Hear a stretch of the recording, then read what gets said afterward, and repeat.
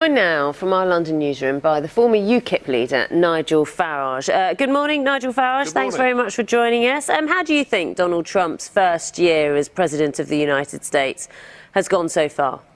Well, it's been unconventional, it's been controversial on an almost daily basis, but highly effective. And America is now going through a boom. Not just the tax cuts that you mentioned in your package, also deregulation on a very large scale. And now what you're seeing are big American companies, Apple this week, for example, reinvesting tens of billions into the US economy. And I was in Washington, D.C. the week before Christmas, and you kind of talk to taxi drivers and bartenders, and there's a feeling of real optimism in America. Ultimately, whether it's prime ministers here or presidents in America, it is on the economic circumstances of a country that people are judged, and he's doing very well. You said you were talking to taxi drivers about their opinion. Have you managed to talk to Donald Trump in recent times? Because at one point you were touting yourself as perhaps a go-between between the British government and Donald Trump in an effort to show yourself perhaps as someone who could bridge the relationship.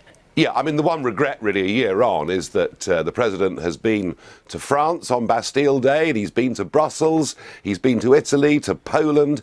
He's done big events all over the world, and yet the one country that he himself feels the closest to, don't forget his mother was Scottish, the one country where he values our relationship in terms of security, in terms of defence, where he was very optimistic about putting together a trade deal, and I would say, frankly, we're now more or less at a standoff between Downing Street and Washington, and I think that's to be regretted.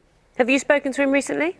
Not for a little bit, no, but the last time I did, the one thing that struck me really very squarely was his absolute determination to carry out the things upon which he was elected. You know, when Trump puts a manifesto before the American people, he doesn't do it for short-term tactical advantage. He does it because he intends to carry it out. And that's one of the things that I really do admire about him. What do you make of opinion polls? Because when you look at the opinion polls relating to Donald Trump, his average approval rating, so to speak, in the United States is 39%, the lowest recorded of any elected president in the first term. He's officially one of the most unpopular presidents in the modern era after 12 months in office. This is according to Gallup. These are those figures. How does that tally with what you're saying in terms of, well, he's delivered what he said in the manifesto and the economy's doing better? Because these polls basically are asking you, do you like the president? You know, George Bush Sr. had an approval rating after the first Gulf War over 80%, and yet he lost the next election. And here's the point. You don't have to like your leaders, you have to respect your leaders and think they'll do a good job. And I would wager that with growth over 3% in America and set to rise this year, that come 2020, if he wants to run again for president, he'll win.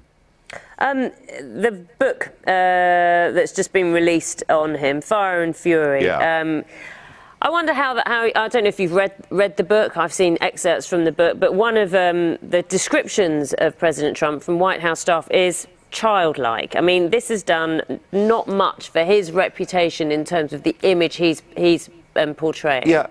Look, he is not a conventional political figure. He is a self-made real estate billionaire from New York, a city in which they kind of say things the way they see them. All through my life, I've met people in business, in politics, big, wealthy entrepreneurs, and every single one of them is idiosyncratic. And yes, sure, you know, the president gets upset with things, the president gets angry with things. He's not like anybody else that's ever been inside that White House. But you know what? It doesn't matter, because one of the reasons that he won is people don't want career politicians like Hillary Clinton. They want someone different, they want someone straight, and as I say, provided he keeps on doing the right job for the US economy, he will go down as a very successful president. Well, you say he's different, but you know, you look at a campaign and you see what politicians promise, and that's what most people base their voting decisions upon. He promised a wall. This was one of his campaign promises. He hasn't delivered on that, has he? You know, if you he is like the other politicians in terms like that. He hasn't delivered. if you compare what he's done in his first year to what the last 4 or 5 British governments have done, they promise things in their manifestos that they've even got no intention of carrying out.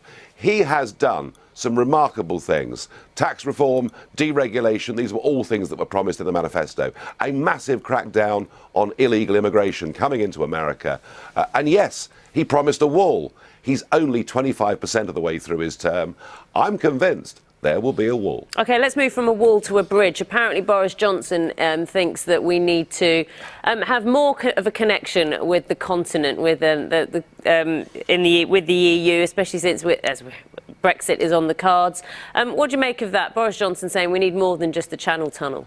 Well, Boris Johnson likes the big grand projet, doesn't he? I mean, the previous thing he wanted was a big airport out in the Thames estuary. Now it's a bridge across the English Channel. All I can say is, given the size of the modern container vessels that come through the Channel from China, it will have to be a very high bridge indeed, which means on many days of the year, when the wind's blowing, people won't be able to use it. Sounds like quite a big waste of money to me. Nigel Farage, thank you. You didn't frankly have the balls to put country before party.